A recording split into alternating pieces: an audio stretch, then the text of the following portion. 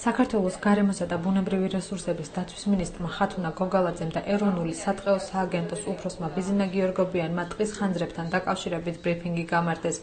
სტატისტიკური მონაცემებით ირკვევა, რომ ბოლო 10 წლის განმავლობაში ხანძრით თითქმის 4000 ჰექტარი ტყის ფართობი დაზიანდა, რამაც ხანძართან დაკავშირებული მასშტაბური კატასტროფის მაღალი რისკი გამოავლინა.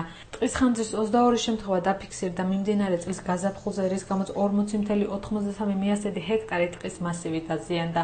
სამინისტროს ინფორმაციით ხანძრის წარმოშობის მხრივ განსაკუთრებული რისკის მატარებელია წიწვოვანი კორომები. 2013 წელს 35 ხანძრის შემთხვევამ 88 ჰექტარი ფართობი მოიცვა. მიმდინარე წლის გაზაფხულზე ტყის ხანძრის 22 შემთხვევა დაფიქსირდა. 1 ჰექტარი დამწვარი ტყის აღდგენასა და მოვლას 10 წლეულები და დაახლოებით 28,000-დან 30,000-მდე ლარი სჭირდება. გარემოს დაცვის სამინისტრო მოსახლეობას სიფრთხილისაკენ მოუწოდებს.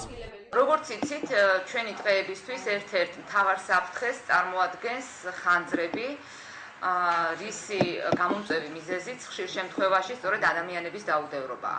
გარკვეულ სტატისტიკას თუ გადავხედავთ, ბოლო 10 წლის განმავლობაში საქართველოში ხანძრებით განადგურდა დაახლოებით 4000-მდე ტყის ფართობი.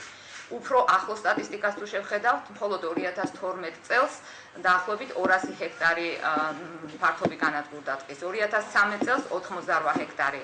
2014 წელს, ანუ წელს უკვე დაფიქსირებულია 40 ჰექტარზე მეტი ტყის ფართობის განადგურება და დაზიანება ხანძრების გამო. როგორც აღნიშნე, ამისი მთავარი მიზეზი, ერთ-ერთი მთავარი მიზეზი სწორედ ადამიანების დაუდევრობაა.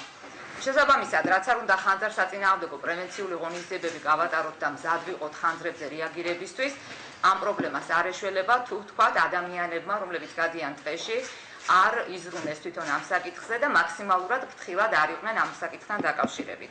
ტყის ხანძრები საფრთხეს უქმნის როგორც ტყის მიმდებარე ტერიტორიაზე მცხოვრებ მოსახლეობას, ასევე ხშირად გადაიზრდება ხოლმე ბუნებრივ კატასტროფებშიც. საინტერესო შეიძლება იყოს თქვენთვის ის ინფორმაციაც, რომ 1 ჰექტარი დაზიანებული ტყის აღდგენას და შემდეგ მის მოვლას დაახლოებით 30,000 ლარი სჭირდება. და ამას დროის თვალსაზრისით თავისთავად აწლეულებია საჭირო, რომ ის ტერიტორიები აღდგეს პირვანდელ მდგომარეობამდე. სწორედ ამიტომ გთხოვთ, რომ მაქსიმალურად დაიცვათ ხანძარსაწინააღმდეგო წესები, რადგან ყოველგვარი პრევენციული ღონისძიება უშედეგოა, თუ თითოეული ჩვენთაგანი გაუფრთხილებლად მოვექცევით ტყეს და საერთოდ ჩვენს გარემოს.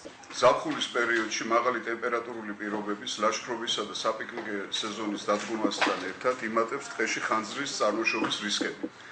გარემოსა და ბუნებრივი რესურსების დაცვის სამინისტრო და ეროვნული სატყეო სააგენტო მოგიწოდებთ გაითვალისწინოთ ტყის ხანძრებისაგან დაცვის საერთო მოთხოვნები.